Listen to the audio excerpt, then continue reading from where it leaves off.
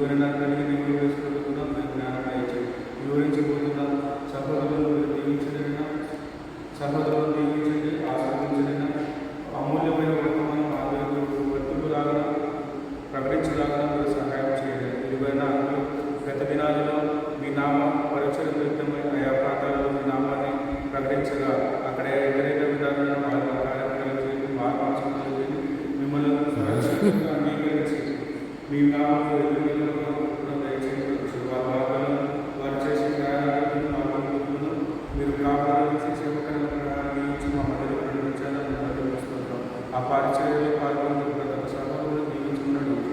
ఆ వారి కుటుంబాలను అవసరం ఆకరించినట్టు ముఖ్యంగా ఈ కొడుకు నిమిత్తం ఎందరైతే వారి ఆసక్తులు సకాలం నడిపించింది. ఈ కొడుకు అందరిలో మీరు ఆరాధన స్వీకరించింది.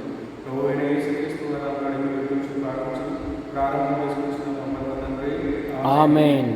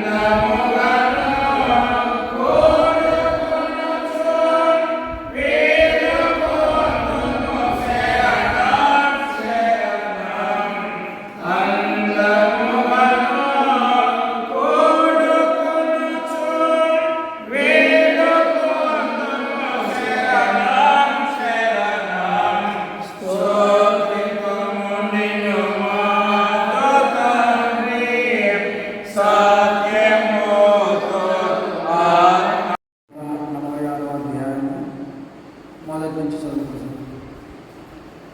యెహోవాను స్తుతించుడి, నా ప్రాణమా యెహోవాను స్తుతించుము.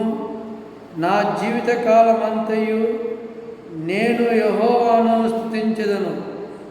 నేను బ్రతుకు కాలమంతయు నా దేవుని కీర్తించెదను. రాజుల చేతనైనను నరుల చేతనైనను రక్షణ కలుగుదు. వారిని నమ్ముకొనుడి. వారి ప్రాణము వెడలిపోవును, వారు మట్టి పాలగుదురు. వారి సంకల్పములు నాడే నశించును. ఎవనికి యాకోబు దేవుడు సహాయకుడు, ఎవడు తన దేవుడైన యెహోవా మీద ఆశ పెట్టుకున్నవాడు ధన్యుడు. ఆయన ఆకాశమును భూమిని సముద్రమును దానిలోని సర్వమును సృజించినవాడు. ఆయన ఎన్నడూ మాట తప్పనివాడు. బాధపరచువాడు వారికి ఆయన న్యాయము తీర్చును. ఆకలి కొనిన వారికి ఆహారము దయచేయును. యెహోవా బంధింపబడిన వారిని విడుదల చేయుము. యెహోవా గుడ్డి వారి కన్నులు తెరువజేయువాడు. యెహోవా కృంగిన వారిని లేవనెత్తువాడు. యెహోవా నీతిమంతులను ప్రేమించువాడు. యెహోవా పరదేశులను కాపాడువాడు. ఆయన తండ్రి లేని వారిని విధవరాలను ఆదరించువాడు. భక్తిహీనుల మార్గమును ఆయన వంకర మార్గమును చేయును. యెహోవా నిరంతరము ఏలును. సియోను నీ దేవుడు తరతరములన్నిటినీ రాజ్యము చేయును. 9వ అధ్యాయం 6వ వచనం. ఇదిగో ఈ పట్టణములో ఒక దైవజనుడున్నాడు. అతడు బహు ఘనుడు. ఆ మాట నెరవేరును. అది ఊరికి రాలే, ఊరికి తగిలించుకోలే. ఇదే దినాలలో తగిలించుకుంటున్నారు. నేను నా అంతటి వారు లేరు అన్నట్లుగా తగిలించుకుంటున్నారు. తగిలించుకోవాల్సిన పనిలే. నీ ప్రవర్తనే నిన్ను గురించి సాక్ష్యం ఇస్తుంది. నువ్వు ఎలాంటి వానివో, ఎలాంటి దానివో. సమాజం చూసి పిల్లి పాలు తాగితే ఎరగనట్టుగా ఉందిలే అనుకుంటున్నావేమో. నువ్వు పక్కకు పోతానే తిట్టుకుంటూ ఉంటారు నీ గురించి. కారణమేమి? ఆ యొక్క విశ్వాస యొక్క లక్షణాలు కనబడడం లేదు కనుకనే. జాగ్రత్త.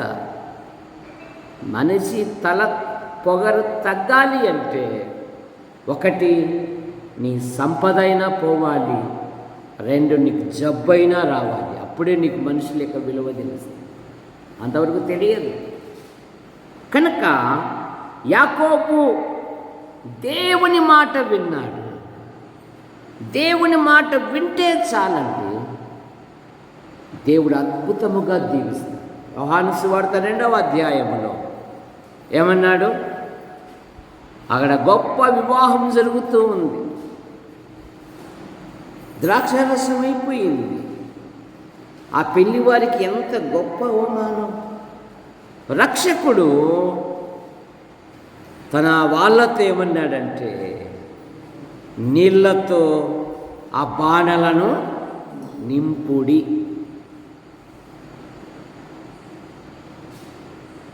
ఎప్పుడైతే వారు విధేయత చూపారో వారు ఆశ్చర్యకరంగా నీళ్ళే మధురములాయనో. ఆయన మాట వింటే నీ జీవితాన్ని, నీ కుటుంబాన్ని, నీ పిల్లలను మధురముగా చేయగలడు.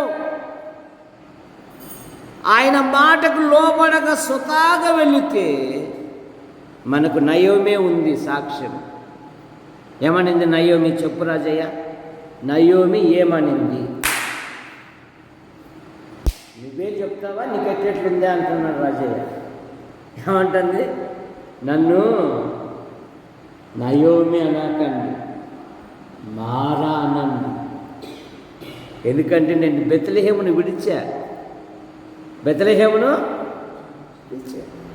బెత్లెహేములో ఉన్నప్పుడు నేను సర్వ సమృద్ధి ఉండే నాకు బెత్లెహేములో, దేవుని సంఘములో, దేవుని సమాజములో, సహవాస కూడికల్లో ప్రతి కూడికకు వస్తూ ఉంటే నా ఇంట్లో కొరత అనేది బిల్డ్ అయ్యా. ఎప్పుడైతే లోకం వచ్చిందో ఇక కూడికలకి ఎగనాంగం పెడుతూ ఉంటే చిన్న చిన్నగా నా ఇంట్లో కూడా కొన్ని తూట్లు పడతా ఉన్నాయి. ఎందుకు? ఆయనకు విధేయత చూపడం లేదు. లోకంలో ఉన్న వ్యక్తులతో గడిపినంత సమయము దేవుని సన్నిధిలో గడుపుతూ ఉన్నావా? గుర్తుపెట్టు. అందరికి మనసాక్షి ఉందా లేదా? రోబో కూడా మాట్లాడుతుంది నాకు ఛార్జింగ్ పెట్టలేదని. చూసారా? అందరికీ మనసాక్షులు ఉన్నాయి. ప్రభు పట్ల మన హృదయం ఎలాగ అతుక్కునబడి ఉందా? కనుక యాకోబు దేవుని మాట విన్నాడు. మూడవది, యాకోబు తన బలహీనత ఒప్పుకుంటున్నాడు. యాకోబు ఒక గొప్ప ప్రార్థనా పరుడండి. రాత్రంతా మగసిరి గలవాడై అతడు దేవునితో పోరాడాను. అతడు కన్నీరు విడిచెను. అతడు బతిమాలెను. దేవుడు అతనికి ప్రత్యక్షమాయను. ఆలోచిస్తే అనారోగ్యం వస్తుంది, ప్రార్థిస్తే దేవుని శక్తి వస్తుంది. సాగిబండ రమణ కుమారి ప్రార్థించాలి. మానేసే మనం అవసరానికో అక్కడికో వాడుకుంటున్నాం ప్రభును, జీవించడం లేదు. కానీ యాకోబు అలా కాదు. తాను గెలవకుండుట చూసి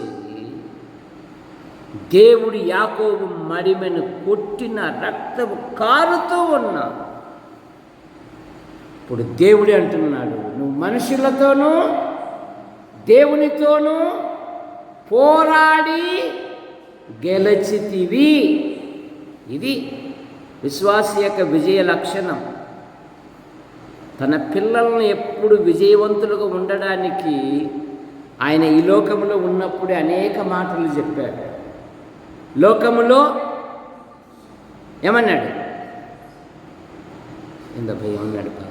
ఏమన్నాడు ఆయన? బత్తల దేవదాసు ఆయనను అది ఆ మాట కావాల. తన ప్రజలను ఈ లోకములో ఉన్నప్పుడు ఆయన ధైర్యపరిచాడు. లోకములో మీకు శ్రమ కలుగును, ఆయనను ధైర్యము తెచ్చుకొనుడి, నేను లోకాన్ని జయించి ఉన్నా. యవనస్తులారా, మీరు బలవంతులు, మీరు దుష్టుని జయించి ఉన్నారు. ప్రకటన గ్రంథంలో వారు ఖర్జూరపు బట్టలు చేత పట్టుకొని ప్రభువును వెంబడిస్తూ ఉంటే వీరు లోకమును జయించిన వారు అనే మాట మనం చూస్తాం. సతికిల పడకూడదు. శ్రమలో, బాధలో, ఇరుకులో, ఇబ్బందులలో, ఆకలి దప్పులలో ప్రభు కొరకు నిలబడాలి. ప్రార్థించు, దేవుడు అద్భుతమైన సహాయం చేస్తాడు. దేవా, నా భర్త విషయంలో ఎక్కడ బలహీనతలు ఏర్పడినాయి మా ఇద్దరి మధ్య. దేవా, నా భార్య విషయంలో మా మాటలలో ఎక్కడైనా పురపుత్సలు వచ్చాయా, క్షమించు, సరి చేసుకుని సాగిపోవల్లా. దేవుని వాక్యము ఒకటి హెచ్చరిస్తుంది, బలపరుస్తుంది, బలహీనతలను బయటపెడుతుంది, సరిదిద్దుతుంది. ఆ వాక్యానికి నీ ఇంటిలో చోటు లేకపోతే సాతానుడు ఏలుతాడు. ఎందుకంటే ఈ దినాలలో ప్రజలు వినుటకు ఏం లేదు నైనా రాజా, మనసు లేదంట. చూసారా ఇర్మియా గ్రంథం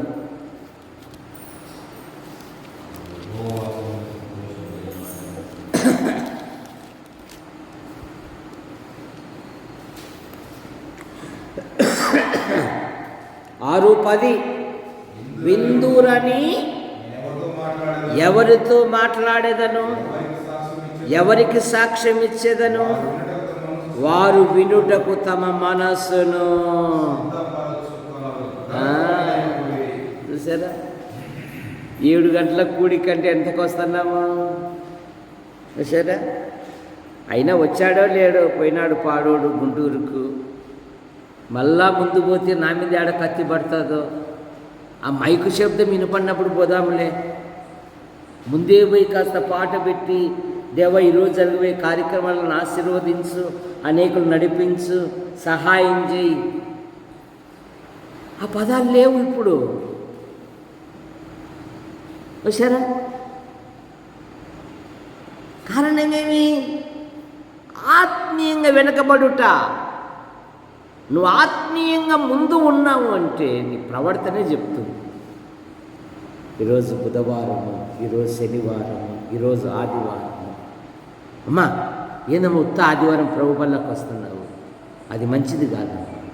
బుధవారం ఉంది కదా అయ్యా, శనివారం ఉంది కదా అయ్యా, దేవుని వాక్యం వింటే మేలయ్యా, రాయ్యా. ఇందులో సేవకు ఉందే బాధ్యతనా, విశ్వాసులకు కూడా ఉందే బాధ్యత? ఒకరిని మరొకరిని పిలుచుకుంటా చెప్పండి. ఒకరిని మరొకరిని పిలుచుట అందరికీ బాధ్యత ఉందే, ఒకటి గంధంగానికి ఉందా? అంతే. అది కాబట్టి సిద్ధం చేసుకోవాలా. మనం ఇక్కడ ప్రభు పని చేస్తే పరలోకంలో మనకి ఎన్నో దీవెనలు, అది గమనించడం లేదు నువ్వు. సరే, కుటుంబం కొరకు కష్టపడాలి, డ్యూటీ చేయాలి. అదే సమయంలో పరలోకంలో ఆస్తిని కూర్చుకోండి అన్నాడు. ఎట్లా కుడుతుంది రాజయ్య? ఏమన్నా ఫోన్పే చేస్తే పోతుంది పరలోకానికి? ఇక్కడ ఖర్చు పెడితే పరలోకానికి పోతుంది కదా. పోతాయా? చెబుదా పోతాయి కదా. ఖర్చు పెడితేనే కదా. ఖర్చు పెట్టుకుంటే బీరువాలు పెడితే పోతాయా? కొర్నేలేమనుకున్నాడు. కొర్నేలితో దేవదూత ఏమనింది? కొర్నేలి, నీ ప్రార్థనలు, నీ దాన కార్యములు పరలోకములో దేవుని సముఖములో జ్ఞాపకార్థముగా అక్కడ ఉండాలనే మనసు లేదు నీకు.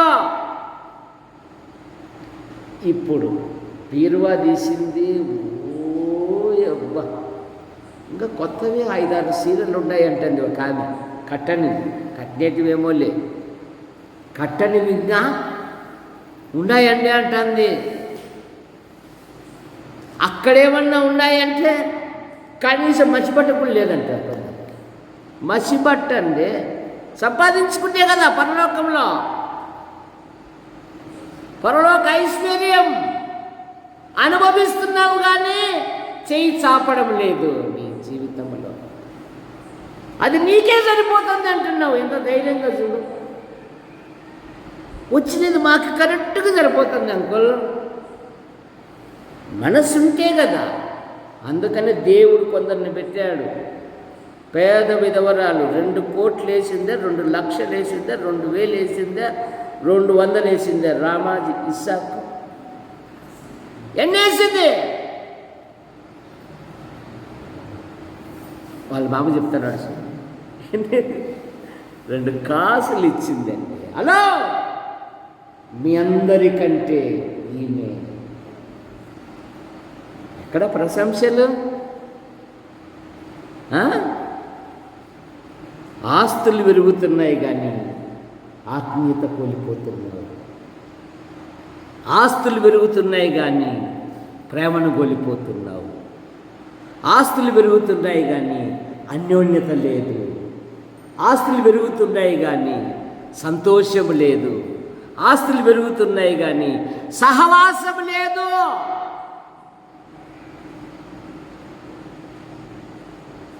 లోకస్తులతో ఎన్ని గంటలు మాట్లాడుతున్నావు? నీ కొరకు ప్రార్థించి దేవుని వాక్యం హెచ్చరించే సహోదరుడితో ఇంత సమయం గడుపుతూ ఉన్నావు.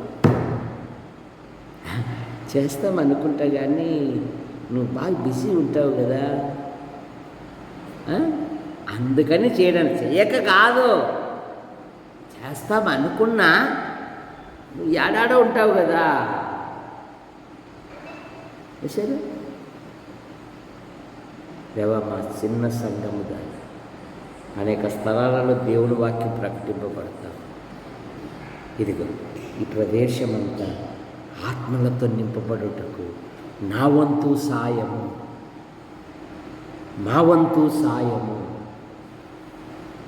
సమీకరించాలి.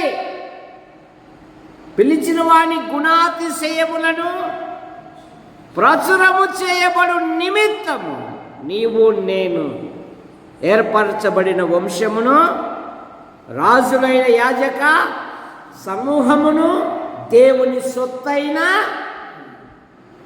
అవి తెలిస్తే కదా. సామెతల గ్రంథంలో ఒక ఆమెను గురించి దేవుడే రాశాడు. వివేకము లేని సుందర స్త్రీ, దాని ముక్కు మీద బంగారు కమ్మి పెట్టినా కూడా ఆ బంగారు కమ్మి విలువ దానికి తెలియదు. ఎందుకంటే దాని స్వభావమే బురద. సరే, ఆత్మీయ విలువలు పోగొట్టుకుంటున్నారు కానీ దానిని పోగొట్టుకోలేరు. ఏమి? నా దేవుడు పరిశుద్ధుడు, నా సమస్త ప్రవర్తన యందు పరిశుద్ధత కనబడాలి అని ఉద్దేశించి రాజభోజనమునే తిరస్కరించాడు. యోసేపు తెలుసుకున్నాడు. మా నాన్నద ఎన్నో పాఠాలు చెప్పాడు. నైనా యవన వయసులో దేవుడు అనుకోకుండా ఏ దేశానికి పంపినా మనం దేవుని ఘనపరిచే విధముగా ఉండాలనైనా, దేవుని మహిమపరిచే విధముగా ఉండాలనైనా. ఎందుకంటే శరీరం ఎప్పుడు లోకం వైపు లాగుతుందనైనా జాగ్రత్త. దుష్ట సహవాసము మంచి నడవడిని చెరుపును గనుకనే అదృశ్యుడైన దేవుణ్ణి చూస్తూ పాపము నుండి పారిపోయాడు యేసు. ఆత్మీయ విలువలో ఉండడం లేదే, గ్రహింపు కూడా లేదే నీకు. నన్ను కొన్నాడు ఒక ఆయన, నా కొరకు ఆకాశం నుండి దిగి వచ్చి నాకు రావలసిన శిలువ మరణాన్ని ఆయన భరించాడు అనే అవగాహన కూడా ఉండడం లేదు నీకు. ఎక్కడ నీ ఆత్మీయ జీవితం?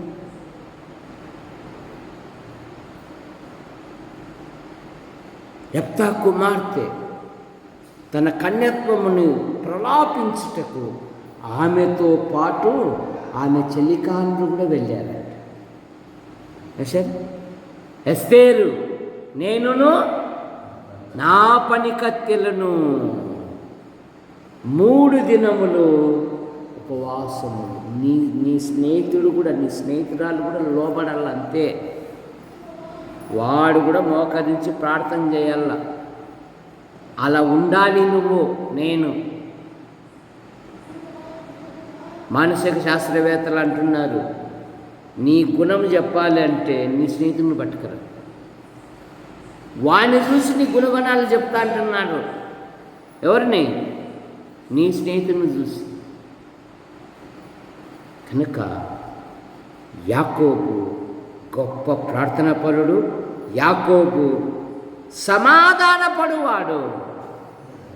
తన మామతో మరలా సమాధానపడ్డాడు. ఆదికాండం 33వ అధ్యాయం 3వ వచనం.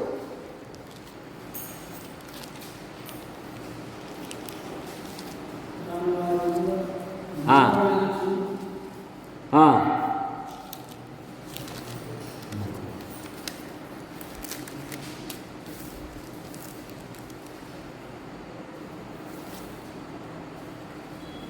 ముప్పై 33వ అధ్యాయం 3వ వచనం లేదా నేనే వస్తున్నాను.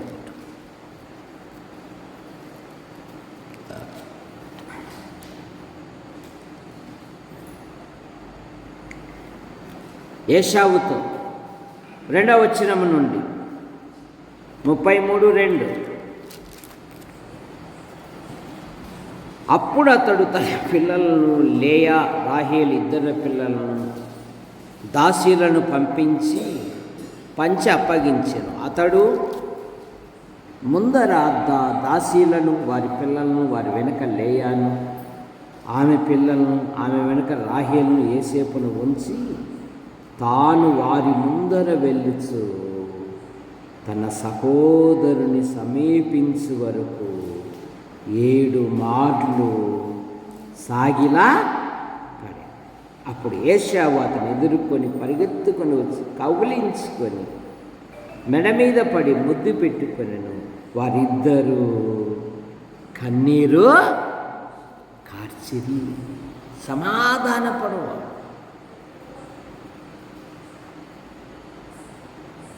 ప్రాణం ఎక్కడ పోతుందని భయపడలేదు. విశ్వాసులు ఏం కలిగి ఉండాలంటే సమాధానం కలిగి. భూమి మీదే ఇంత గర్వంగా ప్రవర్తిస్తే ఇక పరలోకంలో గర్విష్ఠులకు చోటు లేదంట. ఎవని మనస్సు నీ మీద ఆనుకొనునో ఏమంట వారిని పూర్ణ శాంతిగా కాపాడుదువు. ఎవడు దీనుడై వణుకుచుండునో వాని దగ్గర నా నివాసం అన్నాడు ఆయన. సాటి వ్యక్తికి వందనాలు చెప్పలేవు, సాటి వ్యక్తిని పలకరించలేవు. ఇదే నీ ఆత్మీయ జీవితం. పైపెచ్చు సహోదరులు ఐక్యత కలిగి నివసించుట ఎంత మనోహరమని వాక్యం చదువుతాడు రాజయ్య. సరే, ఆది సంఘానికి అలా లేదు. వీరు అపోస్తుల బోధ యందును సహవాసమందును రొట్టె విరుచుట యందును ఎడతెగక ఉండి ఇవి తప్ప వాళ్ళకు ఇంకొక విషయాలు తెలవంట. మనకు బైబిల్ తప్ప మళ్ళీ విషయాలు బాగా తెలుసు. మనకు బైబిల్ తప్ప లోక విషయాలు బాగా తెలుసు మనకు. కానీ నువ్వు ఆత్మీయ విలువలు కాపాడు. యాకోబులో ఉన్న 5వ లక్షణము కష్టపడి పనిచేసే తత్వం. ఆదికాండం 31వ అధ్యాయం 40వ వచనం. 31:40.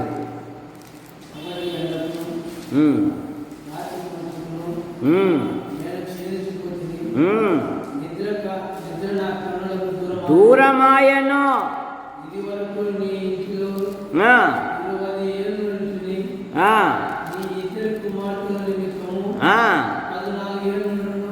నేను కొలువు చేశాను.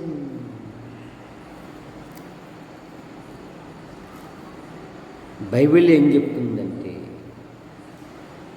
తన పనిలో నిపుణత గల వాణిని చూచితివా, వాడు అల్పులైన వారి ఎదుట కాదు రాజుల ఎదుట నిలుచును. ఏ కష్టము చేసినను ఏం చెప్తుంది బైబిల్ సామెతల గ్రంథంలో? లాభమే. ప్రభు పనిలో మరింత ప్రయాసపడాలి. తన కుటుంబము కొరకు యాకోబు కొలువు చేసిన అనే మాట మనం చూస్తూ యాకోబులో ఉన్న 6వ మాట, యాకోబు దేవునితో పోరాడి గెలిచెను. చాలామంది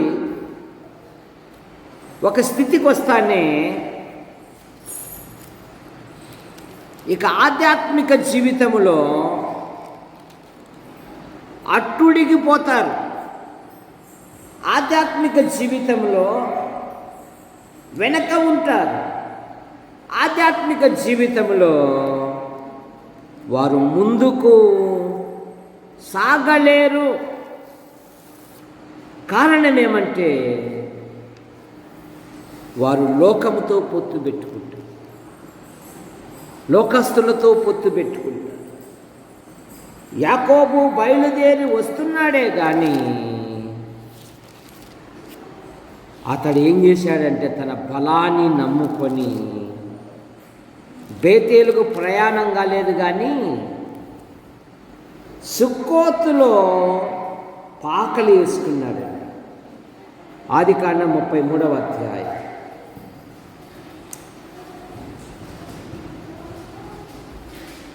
18వ వచనం.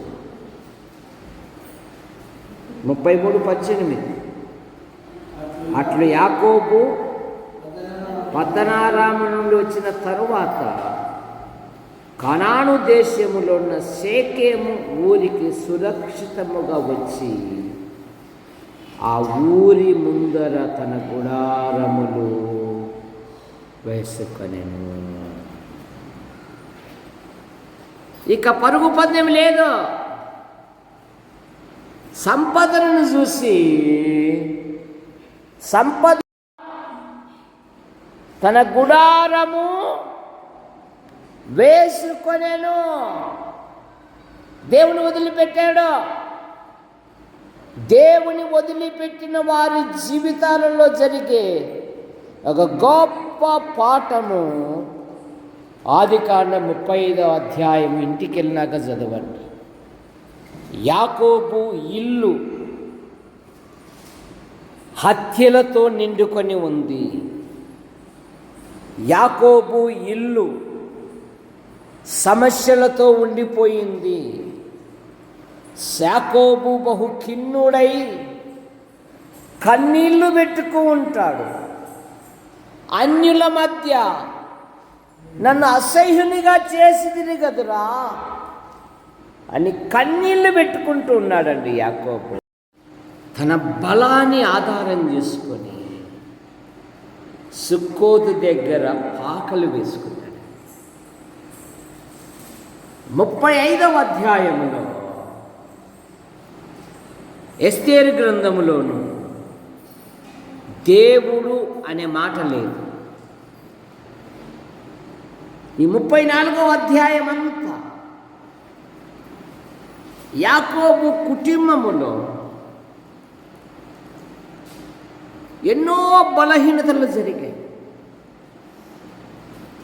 యాకోబు కుమారులు షిమ్మీ లేవి అనేవారు బలత్కారులు, వారు హత్యలు చేయవారు. ఇది నాలో పేరు పలుకుబడి కోసము మానవుడు హత్య చేయడానికి కూడా వెనకాడలేదు. వాడు అట్లాగే వెళ్ళాడు హత్య చేస్తామని. అవతలలోకి తెలిసింది, హత్య అవుటని వచ్చేసాడు. ఆ రోజే సున్నం అయిపోవు. వాడే అంటున్నాడు, సార్ అనుకోకుండా పోయాడు సార్, దేవుడు కాపాడినాడు సార్ అంటున్నాడు.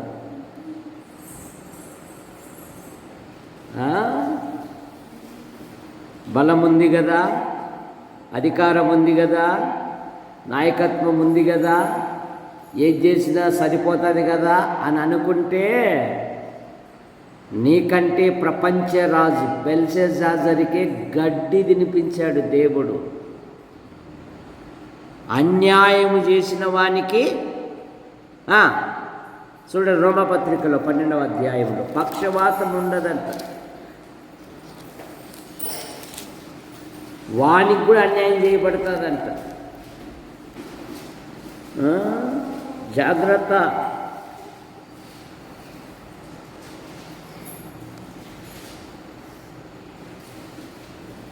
అన్యాయం చేసిన వానికి అన్యాయమే జరుగుతుంది.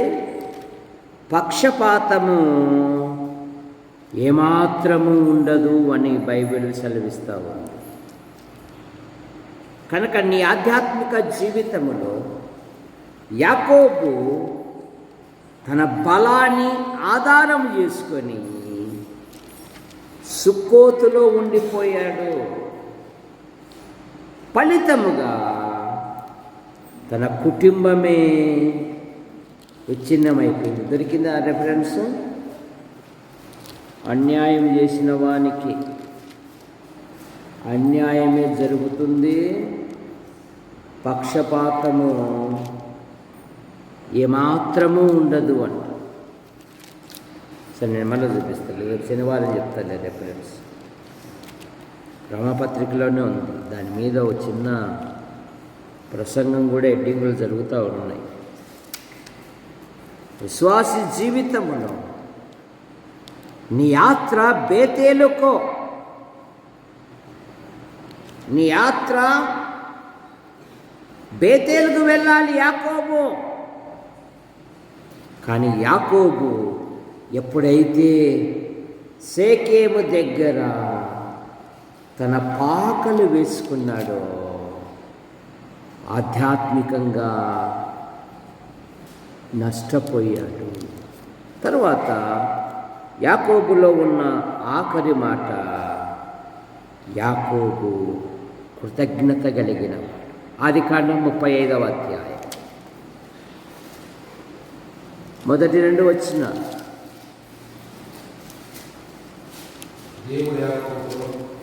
దేవుడు యాకోబుతో, నీవు లేచి బేతేలునకు వెళ్ళి అక్కడ నివసించి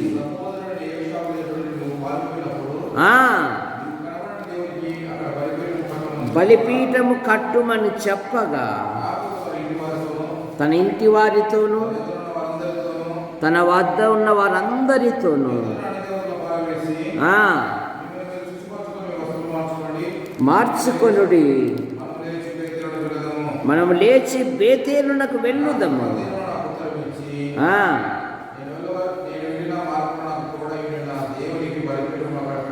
అది కృతజ్ఞత కలిగిన వాడండి యాకోబు. కనుక ఈ 146 కీర్తనలో భక్తుడు ఒక వ్యక్తిని ప్రస్తావిస్తున్నాడు. ఎవనికి? యాకోబు దేవుడు సహాయుడగునో, ఎవడు తన దేవుడైన యెహోవా మీద ఆశ పెట్టుకొనునో వాడు ధన్యుడు. ప్రార్థన చేసి, ప్రేమించిన మా తండ్రి, మీ నామాను బట్టి మీకు స్తోత్రములు చెల్లిస్తున్నాను. ఈ 24వ సంవత్సరములో ఆఖరి నెలలో ఈ దినం బుధవారము బైబిల్ పఠనం. ఎవనికి యాకోబు దేవుడు సహాయుడగును, ఎవడు తన దేవుడైన యెహోవా మీద ఆశ పెట్టుకొనును వాడు ధన్యుడు. యేసుప్రభువా, ఈ వాక్యం నీరు కట్టి ఫలింపచ్చి యాడికి క్రైస్తవ కూడిక గృహం చేర్చబడిన ప్రతి కుటుంబాన్ని మీరు రెక్కల కింద ఉంచుకొని కాపాడండి. ప్రభుత్వ శాఖల్లో కొందరు, ప్రైవేట్ సంస్థల్లో కొందరు, నైనా మరికొందరు రాత్రింబగలు డ్యూటీలలో ఉన్నారు. అందులో బిషప్ ఇంకా తదితరులు ఉన్నారు. వారి యొక్క డ్యూటీలను దీవించండి, క్షేమంగా నడిపించండి. కళాశాల మొదలుకొని నర్సరీ వరకు చదువుతున్నారు యవనస్తులు, యవనరాన్లను దీవించండి. మా యాడికి మండలము నుండి ఉపాధి కొరకు, ఉద్యోగం కొరకు, ఉన్నతమైన చదువు కొరకు వెలుపల ఉంటున్న ప్రతి కుటుంబాన్ని, ప్రతి వ్యక్తిని, ప్రతి యవనస్తుని, యవనరాలను మీరు రెక్కల కింద ఉంచుకొని కాపాడమని అడుగుతాం. మా యాడికి మండలంలో ఉంటున్న ఆసుపత్రి, ఎంఆర్ఓ, ఎండిఓ, పంచాయతీ, పోలీస్ స్టేషన్, మా మండల నాయకులను, అధికారులను, మా మండల ప్రజలను కూడా మీరు ఆశీర్వదించండి. వారు కూడా ప్రభు అయిన యేసుక్రీస్తునందు విశ్వాసం ఉంచున్నట్లుగా మీకు కృపను దయచేయండి. ఈ పట్టణములో నాకు బహుజన సమూహం ఉన్నది అన్నారు.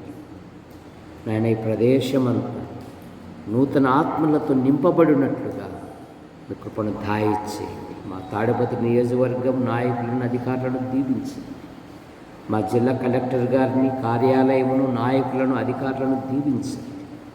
మా తెలుగు రాష్ట్రాల ముఖ్యమంత్రులను, గవర్నర్లను మీరు దీవించండి. మా భారతదేశం కొరకే మేము ప్రార్థిస్తున్నాం.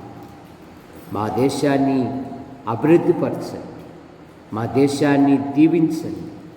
పాలన చేయు ప్రభుత్వ నాయకులను, నైనా రాజకీయ నాయకులను, సమస్త ప్రజలను మీరు ఆశీర్వదించండి. మా దేశ ప్రధాని గారిని మీరు దీవించండి, రాష్ట్రపతి గారిని దీవించండి. దేశ సరిహద్దులున్న సైనిక పటాలను దీవించండి.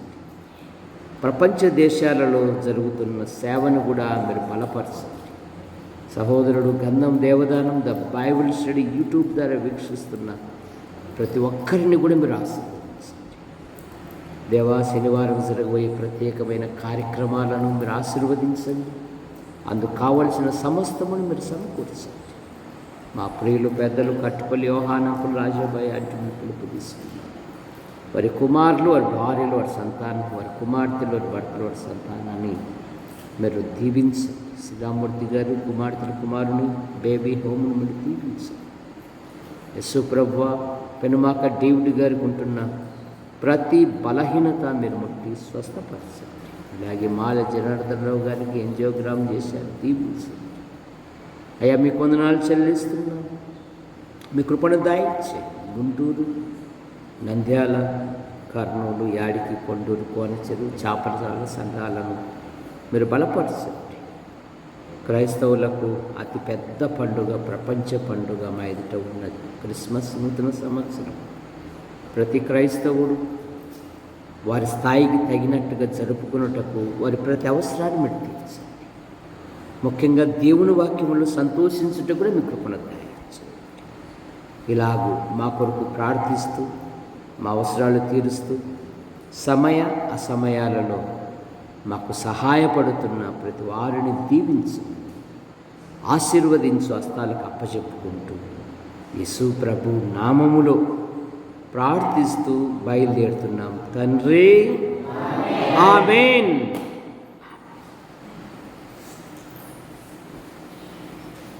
అందరికి వందనాలు. అట్లే కూర్చోండి.